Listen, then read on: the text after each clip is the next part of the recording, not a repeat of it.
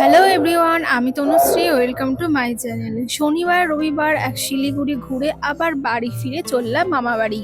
কারণ মামা বাড়িতে ছিল অষ্টম প্রহর, আর আমি অনেক দিন বাদে আবার এই অষ্টম প্রহর দেখতে যাচ্ছি। দুপুর দুপুর বেরিয়ে ট্রেনে উঠে চললাম তারকেশ্বর স্টেশন। ট্রেন থেকে নেমে চলে গিয়েছিলাম বাস স্টপেজে, কারণ এখন বাস ধরতে হবে।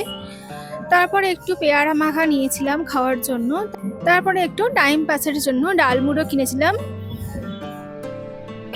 মামা বাড়িতে এই অষ্টম প্রহরের সময়ও বেশ মজা হয়, কারণ অনেক আত্মীয়রা, বোনেরা, ভাইরা সব এক জায়গায় হয়। বাড়ির যেহেতু একটা প্রোগ্রাম, তো দেখতে দেখতে বাসে করে চললাম মামা বাড়ির পথে। মামা বাড়ি পৌঁছতে পৌঁছতে অনেকটা সন্ধে সন্ধে হয়ে এসছিল। তো দেখো, মামা বাড়িটা বেশ সুন্দর করে সাজানো হয়েছে লাইট দিয়ে।